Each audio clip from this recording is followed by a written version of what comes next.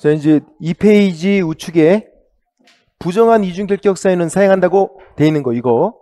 자, 절등치죠. 절등치 반드시 외우고 있어야 돼요. 부정한 방법 등록, 거짓으로 등록 같은 말이고, 이중 등록, 이중 소속 아까 양다리 걸친 거 절등치였죠?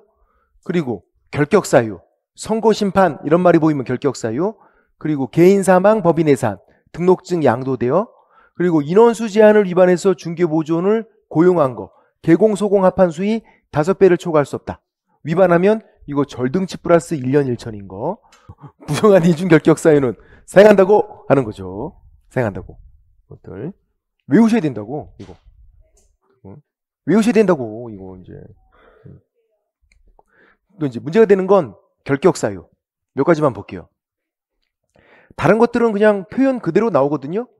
얘네들이 문제지. 두 가지가. 결격 사유는 이렇게 안 나올 수 있고요. 등록증 양도되어도 이렇게 안 나올 수 있다고. 자, 결격 사유는 선고 심판, 결격 사유, 선고 심판, 한정우경 개시 심판, 결격 사유, 절등치, 파산 선고, 결격 사유, 절등치, 중개사법 위반 300만 원 벌금형 선고, 결격 사유, 절등치. 벌금은 법이랑 액수가 중요하니까. 그리고 집행유예 선고, 결격 사유, 절등치.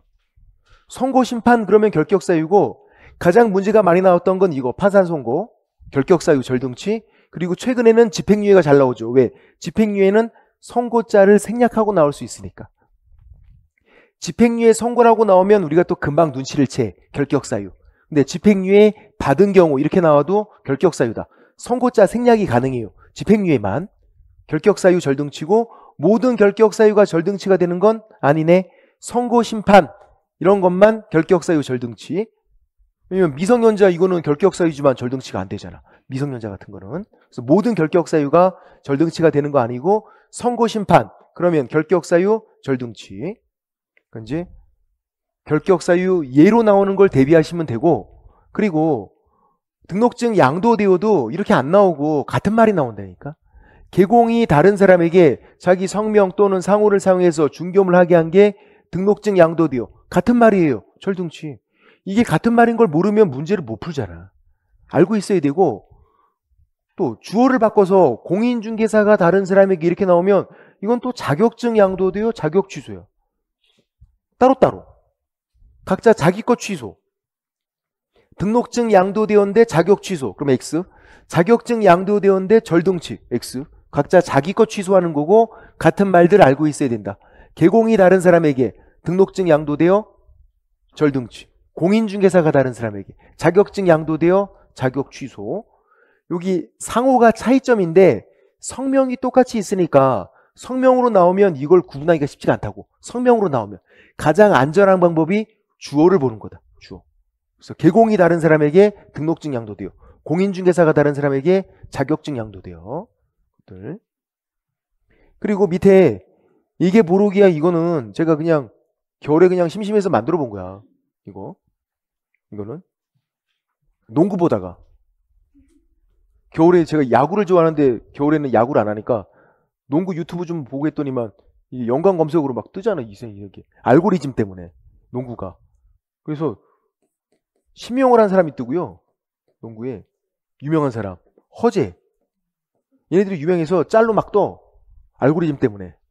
농구를 좀 봤더니 신명호는 농구를 못해서 유명해. 신명호는 놔두라고 하는 게 있어. 워낙 농구를 못해서 그냥 놔두래. 신명호. 그때 되게 유명해진 사람이에요. 저도 몰랐는데. 신명호. 허재는 뭐 다 알죠. 허재는. 이게 불락이야 하는 거 있잖아. 이게 불락이야. 허재. 이게 불락이야. 불락 광고도 찍었잖아. 그래서 얘가. 이게 불락이야. 이것 때문에. 그것 때문에 이게 부록이야. 만든 거지. 이게 부록. 이게 불락이야. 이게 부록이야. 이중계약서. 업무 보증 설정하지 않고 업무를 개시한 거. 등록기준 미달. 그리고 이중사무소 임시중개시설물. 이거 임등치였어요. 이중사무소 임시중개시설물은 전속중개계약 체결하고 정보를 공개하지 아니하거나 비공개 요청인데 공개한 거. 임등치. 이게 보록이야. 이게 불락이야. 거기서 따온 거라고. 수는 억지야. 수는 억지. 한번 만들어 본 거야. 그냥 이중계약서. 이게 업무 보증을 설정하지 않고 업무를 개시한 거. 등록기준 미달, 그리고 이중사무소 임시중개시설물 전속중개계약 체계로 정보를 공개하지 않거나 아니하거나 비공개 요청 시 공개한 거. 다른 것도 더 있는데 시험에 많이 나왔던 놈들이에요. 구금지가 임등친 거 그런 건 또 여러분이 안 틀리거든. 그런 것들은. 그래서 다른 것들 모두 다 외울 필요는 없고 이건 참고니까 요 정도만 그냥 한번 봐두면 좋겠다. 그런 취지지 이걸 외워라 이가 아니에요. 절등치만 잘 외우셔도 충분해. 절등치만. 절등치는 필수, 얘는 그냥 참고. 고장중지도 참고예요. 업무정지. 고장나면 중지하자. 고용인 결격사유. 그럼 업무정지죠? 고용인 결격사유. 인장 위반.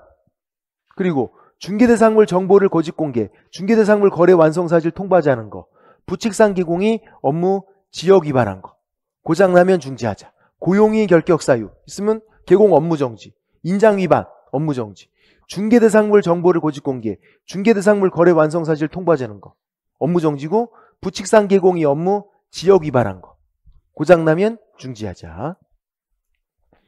고스톱은 다음 페이지 있는 거, 고용신고나 고용관계 종료신고는 신고인데 과태료가 아니라 업무정지예요. 특기에서 고스톱. 여러분이 알고 있는 거 그거 맞아. 고스톱. 똥상피로 똥광 먹고 하는 거 그거. 고스톱. 고용신고하지 않거나 고용관계 종료신고하지 않으면 업무정지다. 사무소 이전 신고, 휴업, 폐업, 재개, 변경 신고는 100만 원 이하의 과태료. 원래 신고는 기본적으로 과태료해야 돼. 신고는. 근데 얘는 고스톱이다. 업무정지다. 고스톱 정지, 업무정지. 고용신고, 고용관계 종료신고는 신고인데도 업무정지, 과태료가 아니라 고스톱. 그래서 좀 특이해서 고스톱 한번 만들어 본 거고 아직 시험에 나오진 않았어요. 고스톱. 그 다음 추노는 제가 좋아하는 드라마. 추노는 제 인생 드라마라고 그랬어. 장혁 나오는 거. 장혁. 모든 게 다 완벽했던 드라마. 여자 주인공 빼고. 여자 주인공이 약간 발연기여갖고 그 이다혜인가요? 걔가 연기를 좀 못했어. 다른 애들은 다 연기 잘했는데. 추노 X. 노비가 도망가면 잡으러 가는 게 추노잖아. 근데 관 왜 이전했대요? 잡으러 가는 거야? 그거 아니잖아. 관 왜 이전하면 서류 보내서 이전 후가 취소 정지 행정 처분하는 거다. 이전 전이 쫓아가서 막 잡으러 가고 그거 아니다. 추노 아니다. 추노. 노비가 도망갔을 때 잡으러 가는 거지. 관 왜 이전하면 어떻게 한다? 서류 보내서 이전 후가 행정 처분하는 거. 추노 X.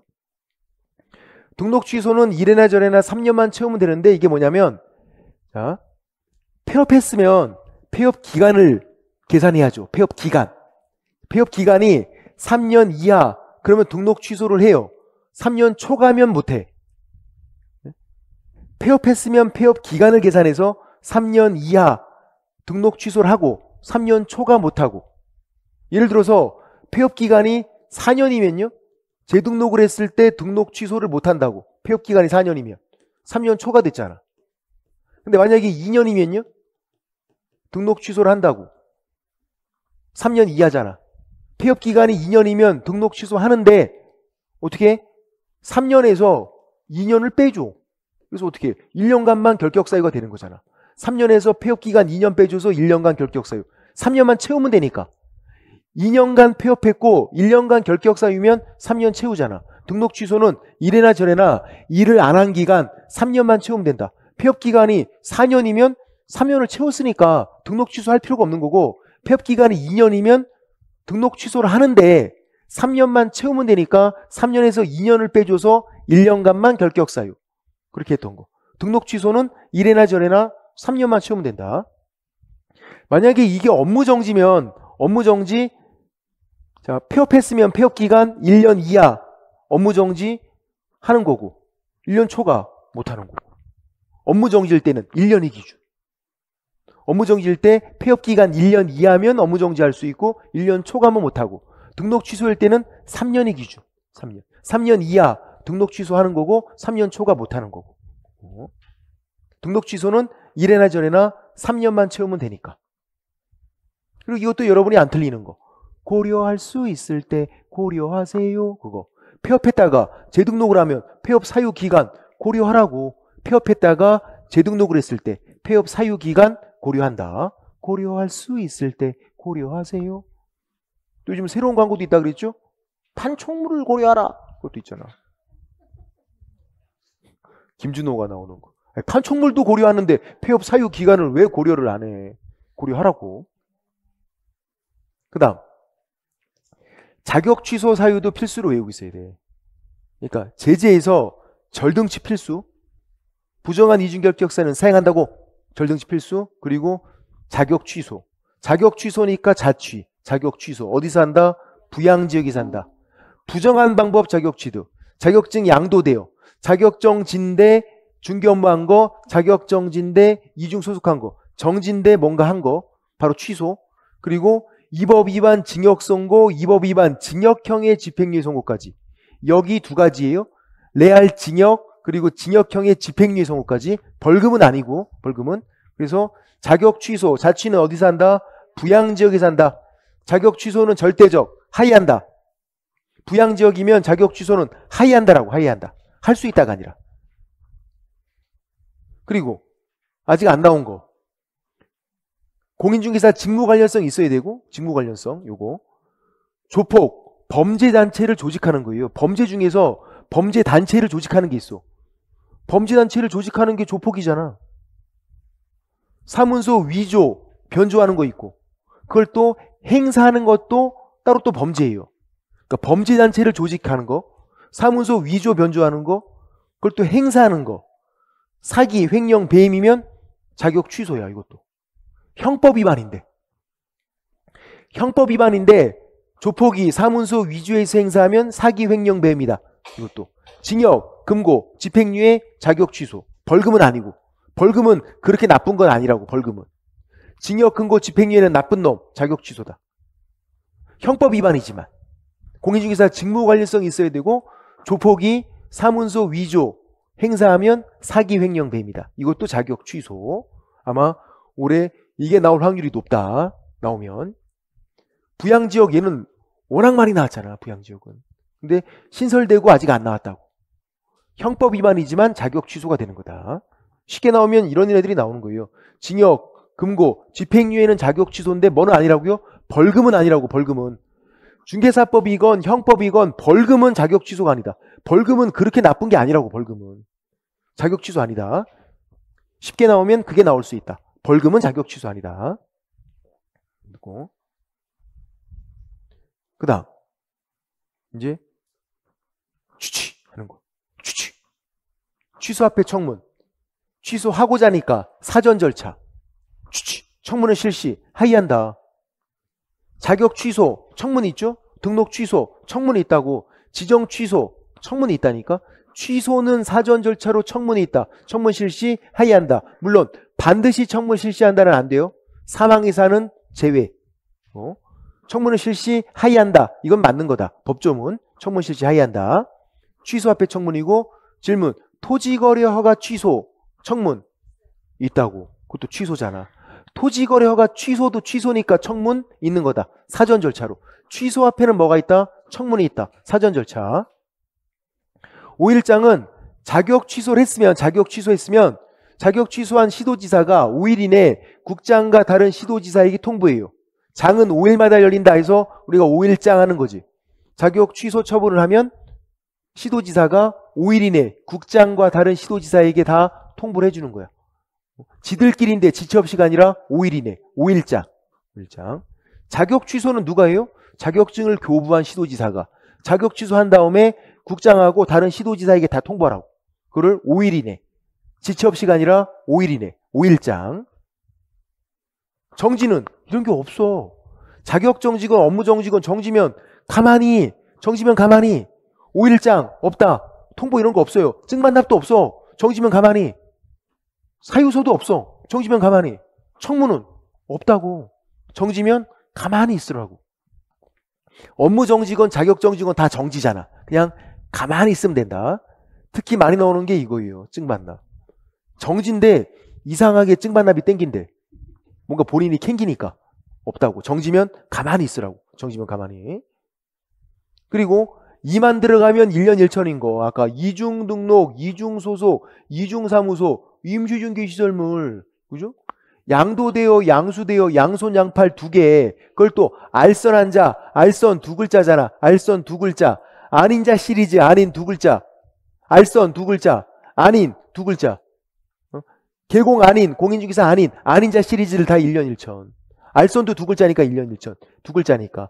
인원수 제한 위반해서 중개보조를 고용한 거, 이거 절등치 플러스 1년 1천이고, 제재 중에서 얘가 나올 확률이 제일 높다고. 인원수 제한 위반해서 중개보조를 고용하면 절등치도 센데 1년 1천까지. 절등치 플러스 1년 1천까지. 인원수 제한, 이가 보이잖아. 그리고 의샤 하는 거, 의샤. 의뢰받지 않은 거 온 게, 의뢰받는 거가 다르게 사람 차별한 거, 의차, 이게 이가 보이잖아. 의차, 차석은 2등한 거다. 의차, 1년 1천. 이만 들어가면. 그러니까 얘네들은 나오면 아마 안 틀려요. 그러니까 이제 제재 중에서 제일 쉬운 게 1년 1천, 3년 3천 나누는 거야. 그 문제가 나오면 여러분 안 틀려. 아무리 어렵게 나와도 여러분 안 틀려. 근데 이제 뭐가 중요한 거야? 그래서 명초 판매, 금지행위 체계도 거기서는 틀릴 수 있으니까 이런 애들이 나오면 안 틀린다고. 금지행위 체계도 명초 판매 1년 1천, 나머지 다 3년 3천. 증거조작단 3년 3천, 제휴의 3년 3천, 명초 판매만 1년 1천. 얘들 금지행위 체계도를 잘 보셔야 되고, 그리고 100만 원 이하의 과태료도 필수예요. 개명신고증 반납, 과가. 이름 바꾸는 신고하고 옛날 민증을 반납을 해라. 이름 바뀌었으니까. 개명신고, 이름 바꾸는 신고, 개명신고, 증 반납, 그리고 과과. 게시하지 않은 거, 사무소에 안 건 거죠? 게시하지 않은 거. 그 다음 사무소 명칭, 또 성명표기, 표시광고 시 명시사항 위반. 이거 명시자 써줘요. 명시자를. 이거 이따 또 해볼 거예요. 명의 세 가지, 사무소 명칭, 성명표기, 명시사항 위반. 그리고 신고, 사무소 이전 신고, 3개월 초과 휴업, 폐업, 재개, 변경, 신고. 신고들, 신고, 여기 신고. 얘도 여기 신고, 여기 신고예요, 신고. 그럼 질문. 고용 신고하지 않거나 고용관계 종료 신고하지 않으면 신고인데. 그렇죠. 업무정지 고스톱, 그거는. 신고들은 기본적으로 100만 원 이하의 과태료해야 되는데 그것만 특이하게 업무정지라니까. 그러니까 고스톱 만들어 놓은 거지 제가. 고용신고나 고용관계 종료신고는 업무정지, 고스톱. 다른 신고들은 100만 원 이하의 과태료. 그리고 취소 증 반납, 자격 취소, 자격증 반납, 등록 취소, 등록증 반납. 언제까지? 7일. 증 반납 빨리빨리 7일. 7일짜리 세 가지 외우고 계신가? 7일짜리 세 가지. 인장 변경 등록 빨리빨리 7일. 취소증 반납 7일. 전속중개계약 정보공개도 7일. 세 가지. 그래서 취소증 반납 하지 않으면 100만 원의 과태료고, 관계증서니까 과태료 과과하는 거. 자, 여기서 제일 어려운 게 이거라고. 표시광고. 표시광고는 아까 부당한 표시광고도 중요하고 얘도 중요하고, 왜냐면 또 포상금으로도 연결되니까 얘가. 이거 우리 많이 했던 거잖아. 표시광고 관련 제재. 개공이 표시광고 시 명시사항 위반했다. 명시자를 써줘요. 그러니까 개 명신고증 반납 100만 원 이하의 과태료, 신고해도 포상금을 안 준다. 이건 명시자를 써주니까 우리가 금방 눈치를 챌 수 있어. 근데 부당한 표시광고는 외우고 있어야 한다니까요. 뭐가 부당한 표시광고였어 아까? 그렇죠. 무지과장하고 축소해. 그게 부당한 표시광고. 500만 원이 과태료, 포상금 안 준다. 부당한 표시광고는 외우고 있어야 된다. 무지과장하고 축소해. 무가 세 가지. 아예 없는 거, 있지만 중개대상 될 수 없는 거, 있지만 중개 의사가 없는 거, 거짓 광고, 과장 광고, 누락은폐 축소하는 광고, 거래 질서를 해치거나 피해를 줄 우려하는 광고. 무지과장하고 축소해. 부당한 표시광고, 500 과태료, 포상금 안 준다고. 개공, 아닌 자, 아닌 두 글자잖아. 아까 알선 두 글자, 아닌 두 글자, 1년 1천. 이거는 포상금 준다고. 이게 포상금으로도 연결되니까 중요하죠. 예. 자주 보셔야 돼 이거. 그리고 아까 관계증서니까 과태료, 과과. 자, 중개 완성되면 세 가지 쌍방교부예요. 중개 완성 시에 교부를 해야 되는 게 세 가지밖에 없다고. 쌍방교부 의무가 있는 게 거래계약서, 확인설명서, 관계증서사본. 세 가지만 쌍방교부. 중개보수 영수증은 왜 준 거라고? 중개보수 영수증은 그냥 준 거라고. 등기사항 증명서도 이렇게 교부해 주는데 그냥 준 거라고. 이 세 가지 빼고 다른 것들은 개공이 그냥 준 거다. 교부 의무가 있는 건 이렇게 세 가지. 그래서 거래계약서, 서니까 정지, 업무 정지. 확인설명서, 서니까 정지, 업무 정지. 관계증서는 업무 정지가 아니라 과과, 100만 원 이하의 과태료. 세 가지를 쌍방 교부하는데 그중에서 특이하게 관계증서만 100만 원 이하의 과태료다. 관계증서니까 과태료, 과과. 거래계약서, 업무 정지. 확인설명서, 업무 정지. 관계증서니까 과태료, 과과. 그 내용 됐고. 그리고 이제 3페이지 우측 상단에 주택을 정비해서 분양하는 건 택도 없고 하는 거. 자, 얘도 다시 해볼게요. 부동산 거래 신고 대상. 부동산 매매 계약은 100% 신고한다. 토지 매매 계약, 건물 매매 계약, 매매 계약만. 임대차 X, 증여 X, 매매 계약만 100%. 그리고 주택을 정비해서 분양하는 건 택도 없고 이 법 8개 제가 적어놨잖아. 주택법, 정비법 2가지, 건축물 분양에 관한 법률, 택지개발촉진법, 도시개발법, 산업, 입지 및 개발에 관한 법률, 공공주택특별법. 주택을 정비해서 분양하는 건 택도 없고. 이거를 저처럼 달달달달 외우는 거 아니라니까요. 봐서 기억날 정도면 되는데 자주 보면 돼. 저도 진짜 간신히 외웠다니까. 먹고 살기 위한 처절한 몸부림이었다고. 이거 외우는데 진짜 죽는 줄 알았다고. 여러분은 그럴 필요 없다고. 봐서 기억날 정도면 된다. 자주 보면 돼. 나중에 그냥 돼. 이 법 8개를 못 외워서 선생님이 이거 문제 못 풀겠어요 하는 분이 한 명도 없다니까. 그냥 나중에 다 된다. 그래서 법 8개를 외웠으면 그 다음에 이제 공급계약. 법이 중요하지 않다. 8개 법이 다 된다. 공급계약은. 또 공급받는 자로 선정된 지위. 이게 분양권이에요. 공급이 분양이고 지위가 권리여서. 그러니까 공급계약, 분양권 매매계약은 법 8개가 다 된다고. 이 법이 친숙하면 그냥 되는 거야. 근데 입주자로 선정된 지위, 입주권 매매계약은 정비법 2가지만 된다고. 다른 법은 안 되고. 그래서 법이 중요한 건 입주권 매매계약, 정비법만 되니까. 도시 및 주거환경 정비법, 빈집 및 소기업주택 정비에 관한 특례법, 그 2가지만. 정비법이 2가지가 있잖아. 그것만. 그래서 일단 법 8개를 최대한 친숙하게 주택을 정비해서 분양하는 건 택도 없고 이렇게. 그 다음 이제 소금대가 중요하다. 이거 부동산 소재지, 거래 금액, 계약 일자. 자, 밑에 이 정정 신청 요거는 작년에 나와서 한 문제가 나와서 올해는 요거를 좀 더 잘 보셔야 돼요. 소금은 해가 중요하다. 염전에서는 그게 부동산 소재지, 거래 금액, 계약 일자. 이게 날일자잖아. 소금은 해가 중요하다. 날일자. 이 중요한 거는 정정 신청 대상이 안 된다.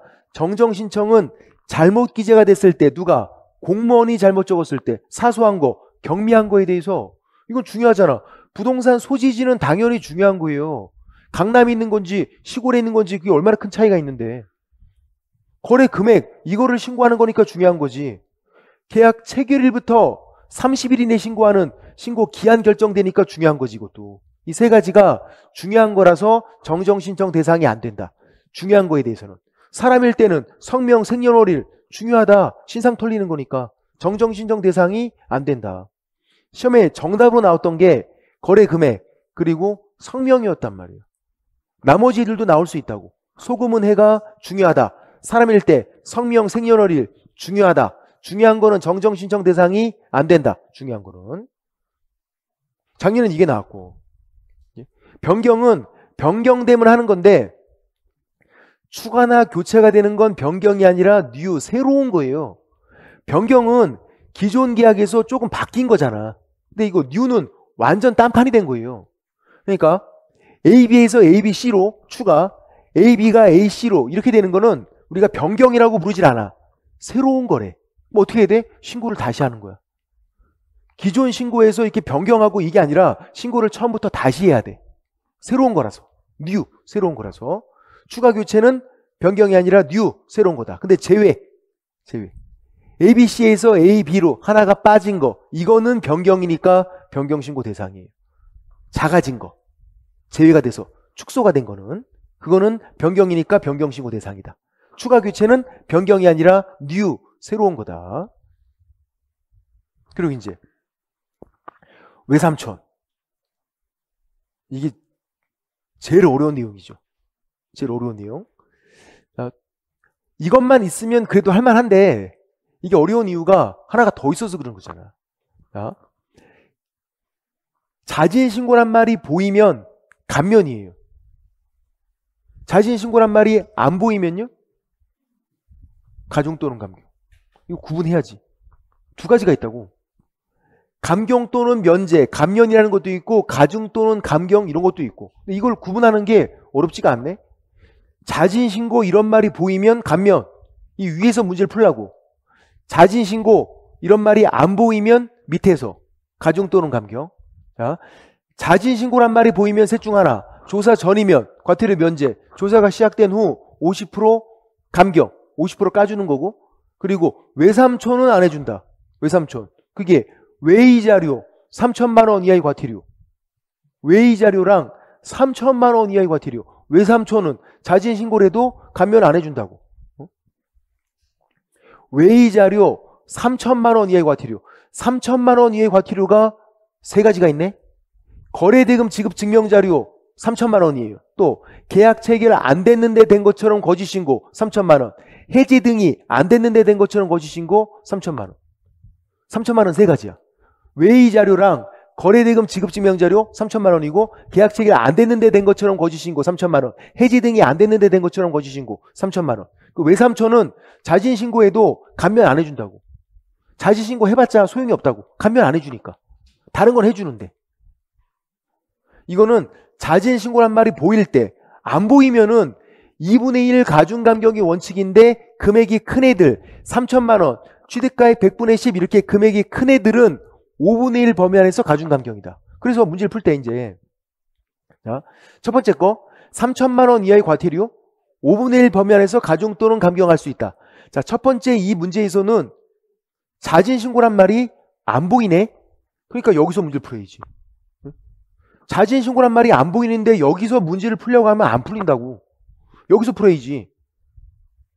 금액이 3천만 원이잖아. 크잖아 금액이. 그러면 5분의 1 맞네.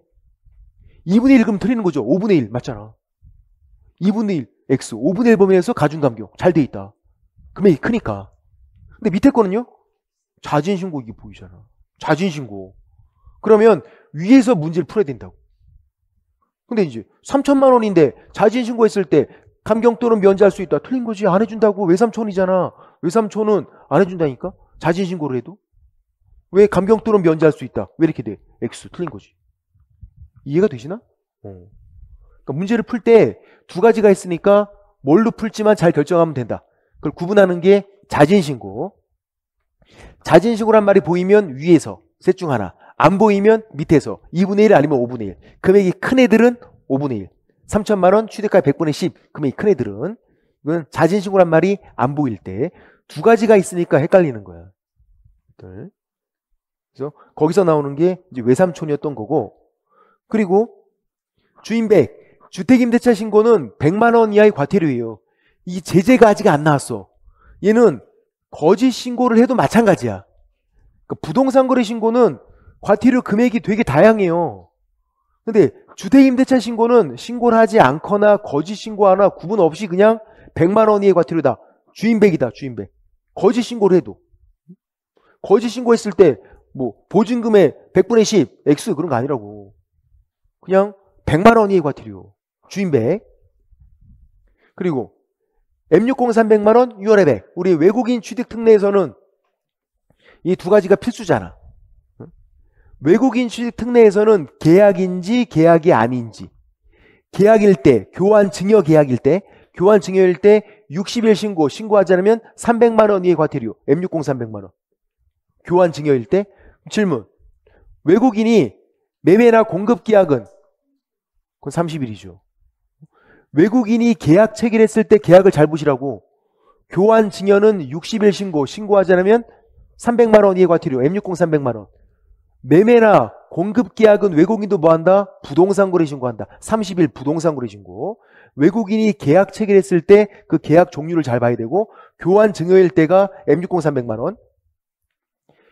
6월의 100은 계약 외, 경매 상속 그런 거 계약 외. 그리고 한국 사람의 외국인 변경된 거 계약 외. 외국인 변경은 6월의 100 6개월이고 신고하지 않으면 100만 원의 과태료. 계약일 때는 60일 300만 원. 계약이 아니면 6개월 100만 원 과태료가. 그래서 M60 300만 원 6월의 100. 작년에도 여기서 정답이었지. 올해는 야생보호군을 잘 또 보자. 작년에 개정된 내용이 안 나왔으니까. 야생보호군 안에서는 사전 허가를 받는 거죠. 계약 체결하기 전에. 이때 토지일 때 야생보호군, 야생생물 특별보호구역, 생태경관보존지역, 문화유산, 자연유산, 천연기념물 보호구역. 보호가 3가지예요. 그리고 군사기지 및 군사시설 보호구역, 야생보호군. 열거야. 열거. 여기서만 허가받는 거예요. 상수원 보호구역 X, 공원 보호구역 X, 개발제한구역 X, 야생보호군 여기서는 사전 허가를 받을 것. 허가 안 받으면 2년 이천에 그 계약은 무효까지 되는 거. 다시 질문. 야생보호 여기까지 군 빼고 야생보호까지 허가 불허가 처리기간 15일이죠. 허가 불허가 처리기간 15일. 연장 규정 없다고 15일. 군일 때는 30일. 그리고 30일 범위 안에서 연장 가능하고. 군일 때는 30일 플러스 30일. 야생보호는 15일. 허가 불허가 처리기간. 그게 개정이 된 건데 아직 안 나왔다고. 그것만 달랑내긴 뭐하니까 이 전체가 다 나올 수 있으니까.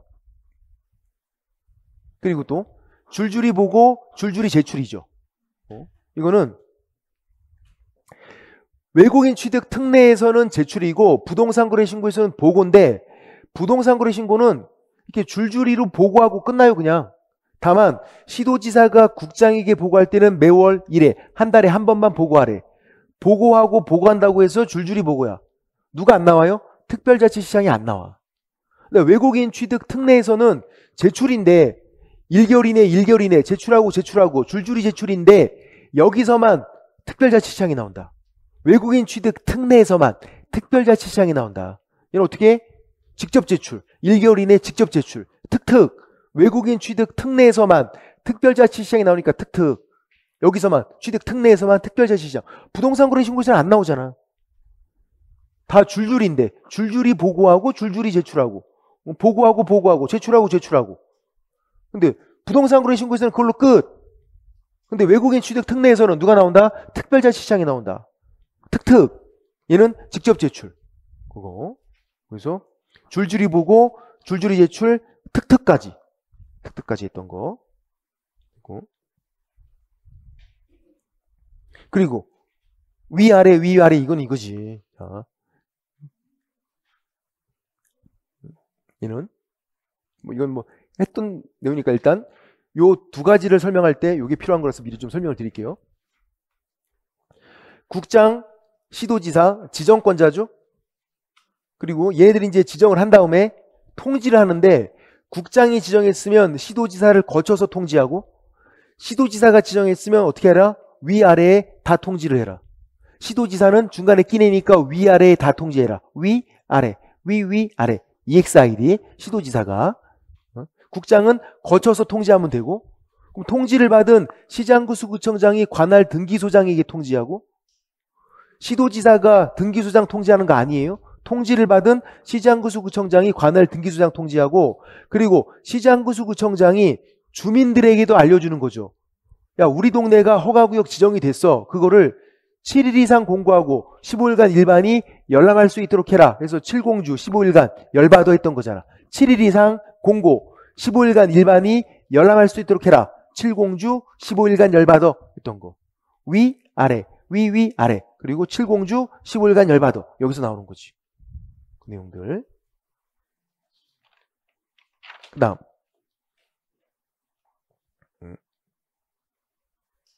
공호는 작년에도 나온 거. 공호 이렇게 외워야 된다고 그랬어. 공호. 왜냐면 공고한 날부터 5일 후 작년에 지정 통지를 받은 날부터 5일 후 X. 시점도 바꿔치기 했다니까, 치사하게. 원래는 이 숫자만 바꿔치기 하거든요. 물론 7일로 나온 적 있었고 X, 3일 나온 적 있었고 07X, 03X, 05. 근데 작년엔 시점을 공고한 날이 아니라 지정 통지를 받은 날부터 5일 X. 사람들이 와장창 낚였다고. 왜? 5일만 보니까 이것만. 앞에 시점도 05. 야, 그리고 여러분이 또 외우고 있는 거. 여러분이 진짜 너무나 잘 외우고 있는 거 두 가지야. 짝짝짝짝짝 은공채보신. 그리고 선감. 영감. 왜 불러? 거기서 따온 거. 선감. 매공시. 선매는 감정가격. 매수청구는 공시지가. 근데 문제가 뭐라고요? 여러분이 잘 외우고 있는 건 잘 안 나온다고. 지금까지 한 번밖에 안 나와서. 나왔으면 좋겠다.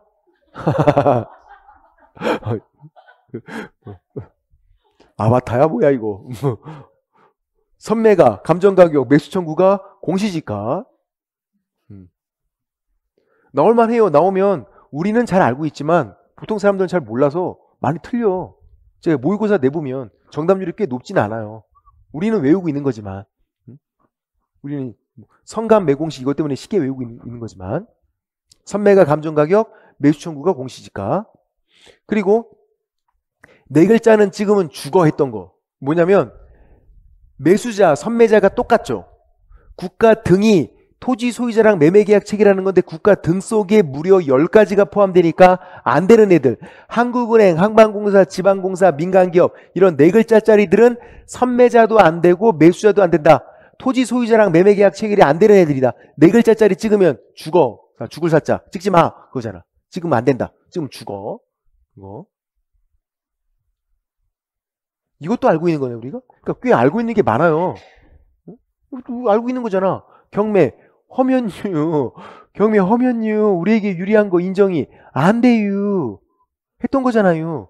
맨날 이것만 할 때만 딴소리 하고 있어요. 경매, 허면유, 토지거래, 허가는 면제가 되고요. 경매, 허면유, 경매는 토지거래 허가 면제가 되고요. 나머지 우리에게 유리한 건 인정이 안 돼요. 뭐가 유리한데요? 분납 인정 안 돼요. 명의자 변경 인정 안 돼요. 명의자 바꾸는 거 명의자 변경 인정 안 돼요. 수의계약 안 된다니까요. 농취직 면제 꿈도 꾸지 마세요. 안 돼요. 토지거래 허가만 면제가 되고요. 경매 허면유 토지거래 허가는 면제가 되고 나머지 유리한 건 인정이 안 돼요. 됐나요? 야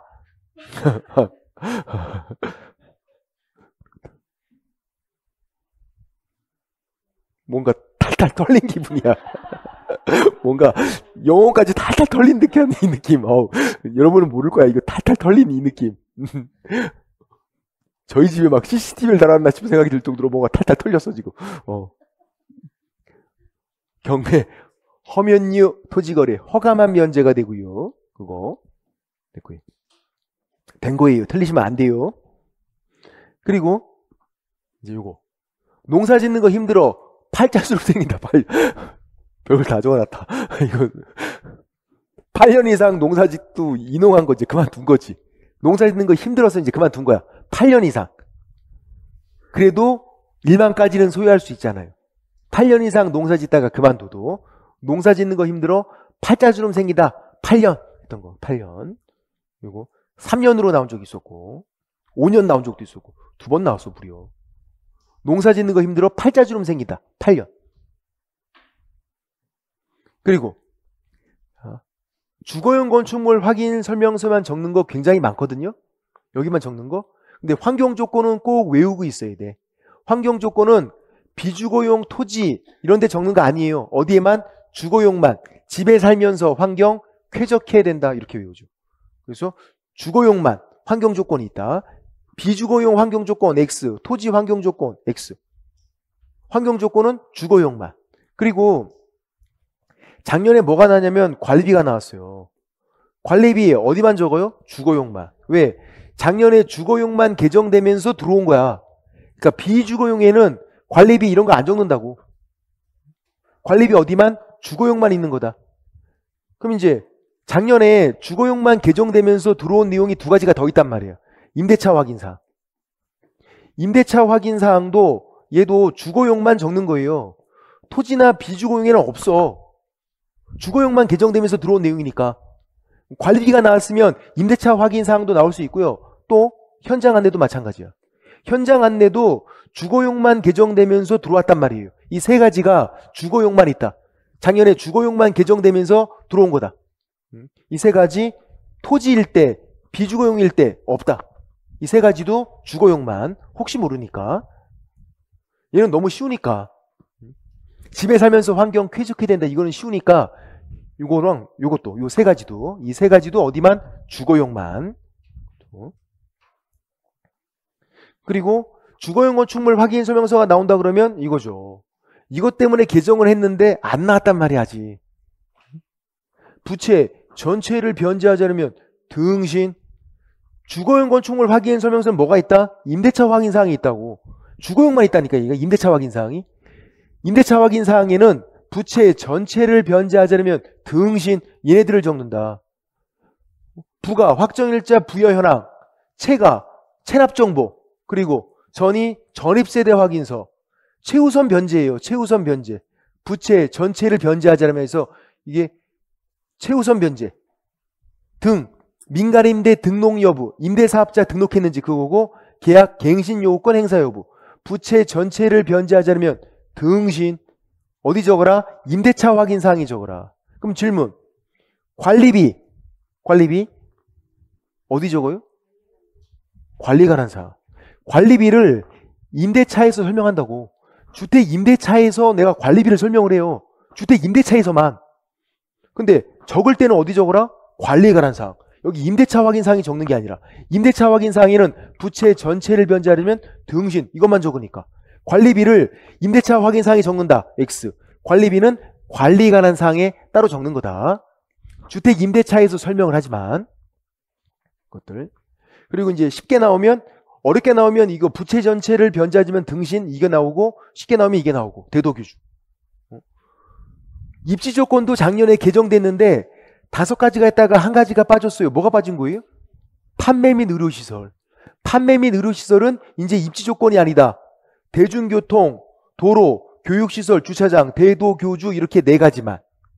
판매 및 의료시설 X. 그러니까 5가지가 있다가 1가지가 빠졌으니까 문제 내기 좋잖아. 대도교주만 입지 조건이다. 그리고 요거 도로와의 관계를 말해요. 도로와의 관계. 그게 뭘 말하고 있는 거야? 도로와 어떤 관계가 있는지? 접근성이라고. 이 도로가 뭐다? 접근성이다. 접근성. 접근성이라고 나올 수도 있어요. 그게 도로와의 관계다. 도로에 접해 있는지 아니면 멀리 떨어져 있는지 그거. 접근성. 대도교주. 4가지가 입지 조건. 판매 및 의료시설 X. 이런 거 나왔으면 좋겠다. 쉽게. 그 다음 이제 기쁜 날이니까 즉시. 이는 좀 급하지만 그래도 몇 가지만 더 주인포인트 좀 설명을 드려볼게요. 점유 개정. 이거는 매도인이 임차인 된 거, 소유권자로 살다가 팔고 임차인 된 거. 그러면 내가 임차인으로 바뀌면 대항력이 필요한데, 대항력은 전입신고하면 다음날 영시. 이거는 전입신고한 다음날 영시 그러면 안 된다고. 왜 안 되냐면 전입신고를 옛날에 했어. 얘는 이 집에서 계속 살고 있다고. 다만 위치가, 입장이 소유권자에서 임차인으로 바뀐 것 뿐이에요. 집엔 계속 살고 있고. 그럼 전입신고는 옛날에 했잖아. 그러니까 전입신고한 다음날이 아니라 집을 팔았으니까 매수인에게 소유권 이전 등기 넘겨준 날, 소유권 이전 등기일 다음날이다. 다음날 영시. 소유권 이전 등기일 다음날. 전입신고한 다음날이 아니라. 그럼 말이 안 되니까. 전입신고는 옛날에 했는데, 옛날에. 얘는 이 집에서 이사를 나간 적이 없으니까. 그래서 매수인에게 소유권 이전 등기일 다음날에. 밑에 거는 임차인이 집을 산 거잖아요. 내가 세입자로 살다가 그 집을 산 거예요. 그러면 대항력이 혼동으로 소멸해. 임차권이 혼동으로 소멸하면서. 왜냐면 내가 이제 집주인이 되면 대항력 필요 없잖아. 임차인으로 갖고 있던 대항력이 없어진다고요. 내가 집을 사는 순간에. 근데 뭐가 문제냐면 전대차를 해서 전차인이 살고 있었어. 전차인이. 그럼 이 전차인에게 새로운 대항력을 또 인정을 해줘야 되는 거예요. 왜냐면 전차인이 임차인으로 바뀌니까. 임차인이 소유자가 되면 전차인은 임차인이 되고 그 전차인에게 새로운 대항력은 언제 인정해 주는 거냐면 등기를 받아오면 즉시 해주라고. 내가 집을 샀잖아. 그러면 기쁜 날이잖아요. 집을 사서 기쁜 날이니까 전차인에게 즉시 대항력 인정을 해줘라. 위에 거는 기쁜 상황이 아니라니까. 망해서 지금 세입자가 됐는데 집을 팔고 임차인 된 건데 이게 뭐가 기뻐. 집주인으로 살다가 팔고선 그 집에 세입자로 살고 있는데 지금. 근데 밑에 거는 집을 샀잖아. 기쁜 날. 집을 샀으니까 얼마나 기뻐. 전차인에게 즉시 대항력 인정해줘라. 그리고 이제 아껴 쓰자 우선 변제권. 이건 이거죠. 잘 보세요. 임차인이 있었어. 선순위. 그럼 얘는 두 가지가 다 있네. 저당권 위에 있잖아. 다 있어요. 얘가 경매에서 우선매주권을 행사했던 거야. 가능하잖아요. 다 받을 확률 제일 높아. 다 받았으면 나가면 되네. 근데 다 못 받고 잔액이 남았어요. 잔액이. 그런 상황. 그럼 잔액에 대해서 어떻게? 대항력이 있죠. 얘는 선순위니까, 선순위 임차인이니까 우선매주권 행사해서 다 받았으면 나가면 되는데 잔액이 남았으면 잔액에 대해서 대항력 주장하면 된다. 낙찰자에게 대항력 주장하고 있는데 경매가 또 들어간 거야. 그 낙찰자가 빚을 못 갚아서 경매가 또 들어갔어. 2차 경매.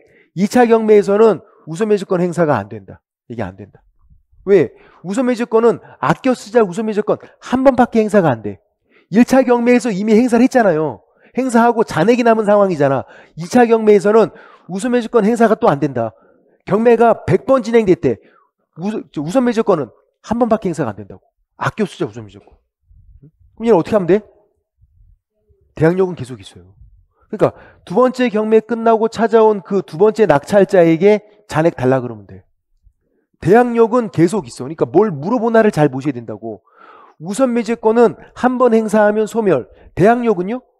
전액 변제가 안 되면 계속 있는 거야. 얘는 선순위 임차인, 대항력 있는 임차인이니까 두 번째 경매 끝나고 찾아온 낙찰자에게 잔액 달라 그러면 된다.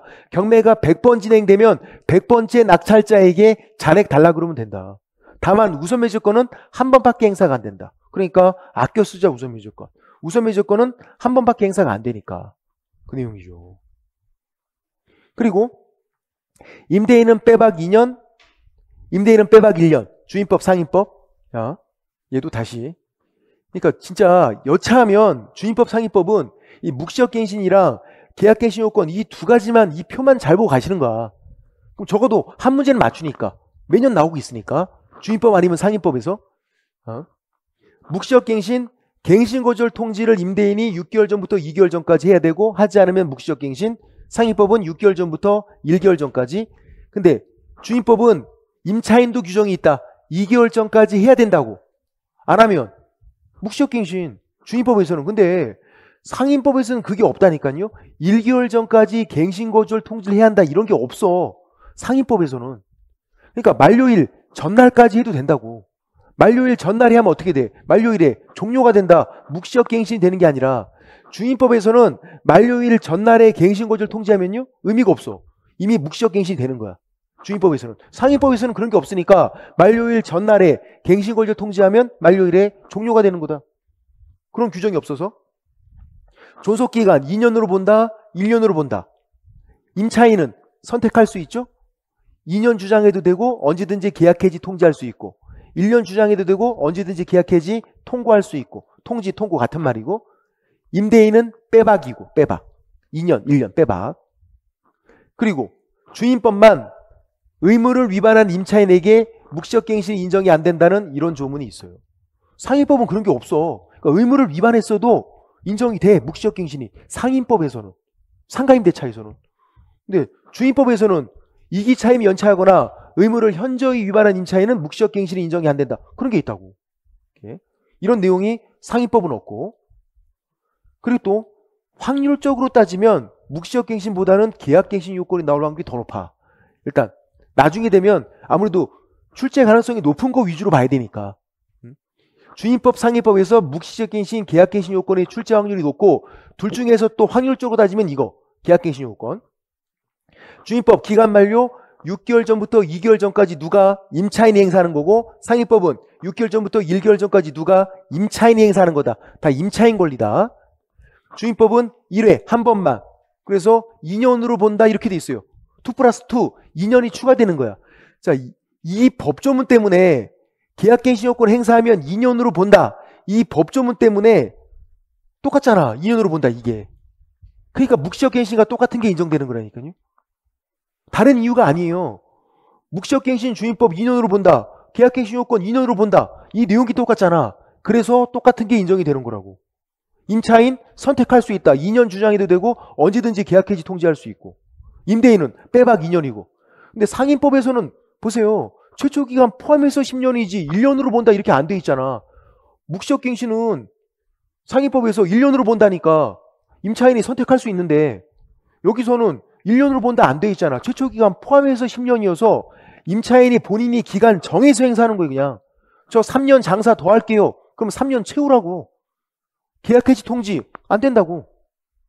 1년으로 본다 이렇게 안 돼 있으니까.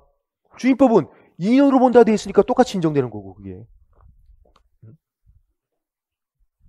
그리고 거절 사유 이것도 80% 똑같다 그랬어. 똑같은데 차이점 크게 두 가지.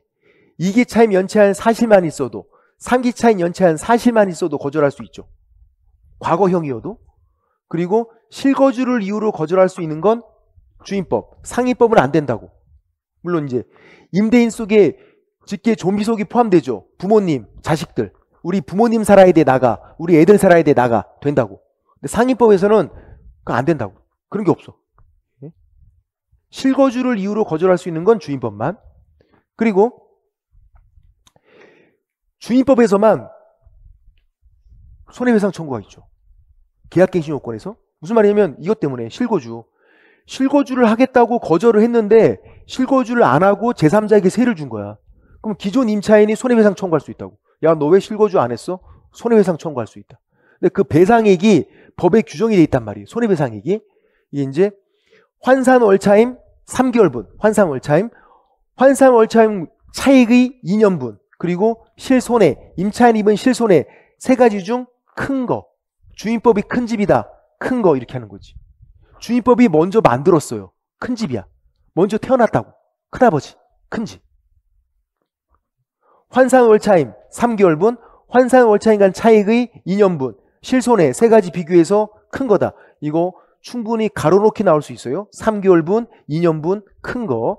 환산월차임 3개월분, 환산월차임 간 차익의 2년분, 그리고 실손해 세 가지 비교해서 큰 거. 주임법이 큰 집이다. 큰 거. 상위법에서는 규정 없죠. 그러면 실거주 그런 거 없으니까.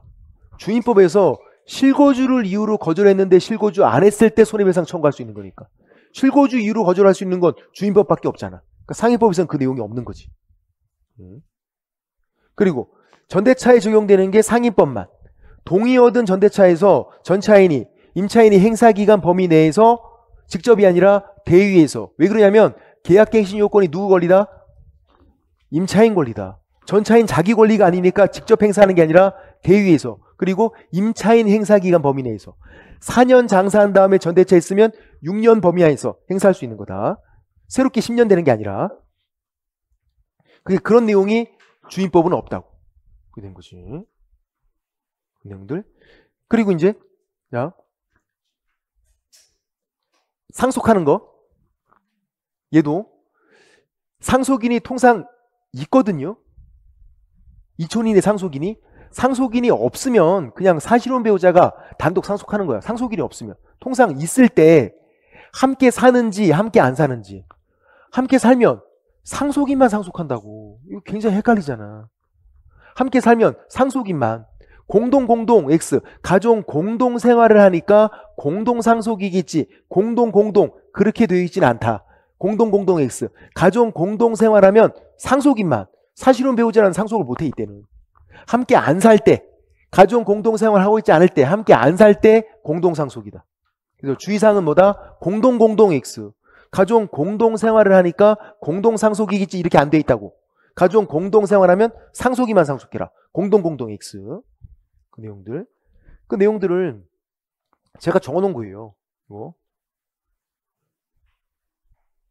공동 X 이런 것도 다. 주인법이 큰 집이다 뭐였어? 주인법이 큰 집이다? 응? 그렇죠. 실거주를 이유로 거절하고 실거주 안 하고 제3자에게 임대차 했을 때 기존 임차인이 손해배상 청구한다고. 그게 환산월차임 3개월분, 환산월차임 간 차익의 2년분, 그리고 실손해 세 가지 비교해서 큰 거다. 큰 거. 주인법이 큰 집이다. 큰 거. 상인법 권리금에서 손해배상 청구할 때 상인법은 권리금에서 있어요. 그때 작은 거란 말이야. 상인법에서. 권리금에서 나오는데. 주인법이 큰 집이다. 큰 거. 그렇게 하면 되고, 공동 X, 가정 공동생활하면 누구만? 상속인만. 가정 공동생활하면 상속인만. 그런 내용들. 공동 X다. 가정 공동생활하니까 공동상속이겠지. 그렇게 안 돼 있다. 상속인만 상속하는 거고. 그리고 대권산표 깨갱이 이건 워낙 뭐 여러분이 잘 알고 있는 거죠. 상인법만 보증금 제한이 있고 서울에서 환산보증금이 9억 초과. 그러니까 상인법 문제를 풀 때 환산보증금 9억 초과면 무조건 이걸 적어놓으라니까요. 9억 초과다 그러면 대권산표 깨갱에 적어놓고 문제 푸는 거야. 9억 초과면. 대항력, 권리금, 3기 차임액 연체시 계약해지, 표준계약서 사용권장, 계약갱신 요구권, 폐업으로 인한 임차인 해지권, 대권에서 세표 얻으면 깨갱에 이거는 9억 초과여도 적용된다. 다른 건 적용이 안 된다. 확정일자 우선매 조건 적용 안 된다. 최단 조속기간 적용 안 된다. 임차권 등기 명령제 적용 안 된다. 5% 초과 금지 적용 안 된다. 묵시적 갱신 적용 안 된다고. 9억 초과일 때 적용되는 거 이렇게 6가지다. 대권에서 세표 얻으면 깨갱해. 이거. 그리고 이제 이 2가지는 집합권법에 나오는 건데, 공용 부분에 대한 지분, 전유 부분과 절대로 분리 처분이 안 되잖아. 공용 부분에 대한 지분은, 그러니까 뭐랑 헷갈리면 안 된다고? 대지사용권. 대지사용권은 규약이나 공정증서로 달리 정하면 분리 처분할 수 있다고. 대지사용권은. 근데 공용 부분에 대한 지분은 죽었다 깨나도 분리 처분이 안 된다고. 절대로 안 된다. 뭘 물어보나 잘 봐야 되고. 그리고 공유자는 사용이니까 사용은 용도에 따라서, 사용인데 지분 비율에 따라서 X, 말도 안 된다 그랬어. 사용하는 거 용도에 따라서 40평이건 20평이건 용도에 따라서 사용하면 되는 거야. 사용은. 근데 비용 부담 수익, 얘네들은 세트. 비용 부담은 지분 비율에 따라서. 용용 비비. 사용은 용도에 따라서, 사용은 용도에 따라서. 용용. 비용 부담은 지분 비율에 따라서. 용용 비비. 용용 비비. 요거 비에다 해야 되는데. 용용 비비예요. 용용 비비. 용용 비비. 사용은 용도에 따라서. 비용은 지분 비율에 따라서. 용용 비비. 그 내용이다. 사용하는 건지 비용 부담인지 잘 보시면 된다는 얘기야. 사용은 용도, 비용 부담은 지분 비율. 그리고 상권보물족. 경매에 참여해서 낙찰받을 수 있는 사람. 상권보물족. 경매에 참여해서 부동산을 낙찰받을 수 있는 사람이죠. 일반인들은 당연히 돼. 일반인들은. 특이한 사람 중에서 상권보물족이 된다. 특이한 사람 중에서. 제3취득자, 채권자, 담보권자, 물상보증인, 채무자의 가족. 경매에 참여해서 부동산 낙찰받으려면 있어 보여야 한다니까. 돈이 없는데 어떻게 경매에 참여해. 돈이 없으면 그 당근마켓에서 사고 하라니까. 돈이 없으면. 돈이 있어야지. 있어 보이잖아. 상권보물족. 권력과 재물을 함께 갖고 있는 족속. 있어 보이잖아. 상권보물족. 제3취득자, 채권자, 담보권자, 물상보증인, 채무자의 가족. 경매 참여해서 낙찰받을 수 있다. 채무자의 가족은 돼요. 누군 안 돼? 채무자는 안 돼. 채무자의 가족은 되는데. 채권자의 가족은요? 당연히 되지. 채권자도 되는데. 채권자 가족은 당연히 되는 거지. 채무자는 안 되는데 채무자의 가족은 된다. 참여 안 되는 사람이 채무자랑 재매각 시 전 매수인. 낙찰받은 사람이 돈을 안 내서 경매를 또 하면 또 참여가 안 되는 거잖아. 채무자랑 재매각 시 전 매수인 참여 안 되고 참여되는 사람 이렇게 5명. 상권보물족. 그리고 최애담은 이거는 그냥 옛날에 17회 때인가요? 한번 나왔어. 배당 순서인데 가장 먼저 비용을 먼저 빼요. 비용. 경매 집행 비용. 배당해 줄 때 비용을 먼저 빼고 이제 배당 시작하는 거야. 비용을 빼고. 그다음 가장 먼저니까 최우선 변제. 최우선. 그리고 당해세. 법정기일이 확정일자보다 빠른 당해세. 그리고 담보물권, 저당권이죠. 저당권이랑 배당시에 우선 매조권은 똑같이 취급해. 배당시에는. 빠른 놈이 먼저 갖는 거야. 둘이 비교해서. 담보물권, 그러니까 저당권이랑 우선 매조권은 똑같이 취급한다. 배당시에. 그래서 최우선 변제, 당해세, 담보물권, 최해담. 해담이 뭐라고요? 바다 이야기라니까. 바다 이야기. 옛날에 바다 이야기. 성인오라. 바다 이야기. 그게 한자로 바다 이야기니까 바다의 자, 이야기 담자 써서 해담이라고 불렀어. 되게 단골로 갔다 온 것 같지만 저는 한 번밖에 안 갔다. 솔직히 말하잖아. 한 번은 갔다 왔어. 한 번은. 옛날에 궁금하니까 김밥도 주고 해서 갔다고. 김밥 한 줄 얻어먹고 완전 탈탈 털리고 나왔지. 한 번은 가봤어. 근데 이걸 자주 갔던 사람은 그 야구 선수 있었어고요. 두산에 있던 정 있어. 롯데에 있고 그 사람이 있어. 걔가 이제 해담 정땡땡 정해담이라고 불렀어. 걔 별명이. 바다 이야기를 하도 많이 가서. 해담. 바다 이야기. 우리는 정해담이 아니라 최해담. 최우선 변제, 당해세, 담보물권. 또 어디 가서 송쌤 뭐 바다 이야기 뭐 죽돌이였다 이런 얘기 하고 다니지 마. 진짜 딱 한 번밖에 안 갔다고 하고. 무슨 말하기가 무서워. 뭐 말하면은 막 이상하게 과장돼서. 딱 한 번에 가봤다고 말했잖아. 딱 진짜 레알 너무 강조하긴 한다. 2번 가봤어. 본전 생각나니까 한 번 더 가봤지. 그다음부터는 진짜 안 갔어. 진짜 딱 2번. 끝. 최담 기억하자. 최담. 그리고 자 계속 보면 이제 나머지 얼마 안 돼요.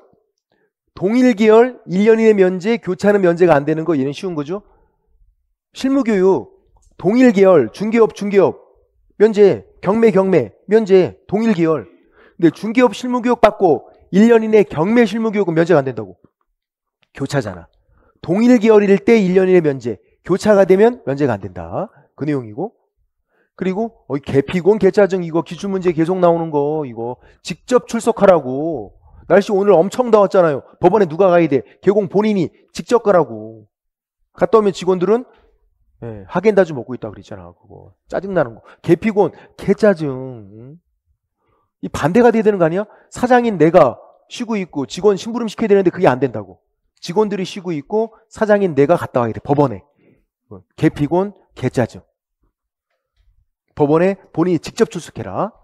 그리고 사건 카드랑 확인 설명서 사본을 철하여. 이게 호치케스죠. 매수신청 대리업에서는 사건 카드랑 확인 설명서 사본을 철해서 5년간 보존해. 철해서 호치케스. 철하니까 5년이 되는 거지. 호치케스. 예. 왜 사본이냐면 원본은 나한테 일을 맡긴 사람에게 교부를 한 거예요. 원본은 교부해 주고 사본을 철해서 5년간 보존한다. 여기서는 원본, 사본, 전자문서 이런 거 안 나오고 공인전자문서센터도 안 나와. 그런 거 안 나와. 사건 카드, 확인 설명서 사본 철해서 5년간. 그리고 정정휴, 자격정지, 업무정지, 휴업 이 세 가지는 절대적 업무정지가 있어요. 어디만? 매수신청 대리업에서는. 중개업에서는 업무정지는 할 수 있다야. 하이한다 이런 거 없어요. 근데 매수신청 대리업은 절대적 업무정지가 있다. 자격정지, 업무정지, 휴업이면 절대적 업무정지다. 업무정지 처분을 하이한다. 정정, 휴, 자격정지, 업무정지, 휴업이면 매수신청 대리 업무정지 처분을 하이한다. 정정휴. 제가 정씨는 정자 돌림이 있다 그랬죠? 정정호도 있고 정정효도 있고 제가 알고 있는 사람이야. 제 후배들이니까 남자고 여자고 후배. 근데 우리는 정정호, 정정효는 저만 알면 되잖아. 제 후배니까. 여러분이 알 필요 없잖아. 여러분 누구 알아야 돼? 정정휴를 알아야지. 정정휴. 자격정지, 업무정지, 휴업. 절대적 업무정지다. 정정휴. 그리고 시험에 한 번 나왔을 때 뭐가 나왔냐면 이게 나왔죠. 휴업했을 때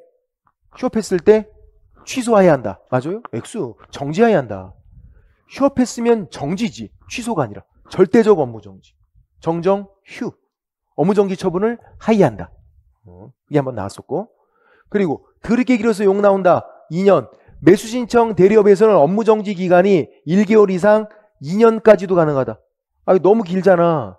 중개업에서는 최장 길면 6개월인데 얘는 1개월 이상 2년까지도. 그리고 업무정지 받으면 그 사실을 출입문에 표시해야 된다고. 업무정지 2년 받으면 2년간 붙여놔야 돼. 업무정지라고. 그거 뭐 자랑이라고 그걸 2년간이나 붙여놓고. 그건 쪽팔린 게 있다고. 여기서는. 중개업에서는 정지면 가만히 있는 건데. 중개업에서는. 그 업무정지 사실을 표시하는 게 없다고. 중개업에서는. 매수신청 대리업에서는 최장 2년까지 가능하고 그 사실을 출입문에 표시해야 되고. 쪽팔린 것도 있고. 그 내용들. 드럽게 길어서 욕 나온다. 2년 하는 거. 1개월 이상 2년 이하. 이렇게 살펴봤네요. 이게 수업인지 뭔지 잘 모르겠어. 이거 이 정체는. 그러니까 뭐 그런 거지 뭐. 근데 이런 것들만 잘 알고 있어도 나중에 문제가 잘 풀려. 문제 풀 때 꼭 필요해요. 이런 것들이. 뭐 제가 만든 문제뿐만 아니라 다른 문제, 기출문제 풀 때도 제가 기출문제 베이스로 만든 거니까 열심히 보시면 도움이 된다. 얼마 되지도 않잖아, 사실. 있습니다. 오늘 여기까지고요. 다음 주부터는 이제 단원별 기출문제입니다. 기출문제 25문제에서 문제 풀어보시고 해설 강의하고 진행됩니다. 벌써 그렇게 됐어요, 이제. 시간이 금방 가니까. 또 그 7, 8월 단원별 기출문제 과정은 시간이 더 금방 갈 거예요. 또 금방 가. 뭐 한 것도 없는데 벌써 막 5회 하고 있고 6회 하고 있고 그런다고.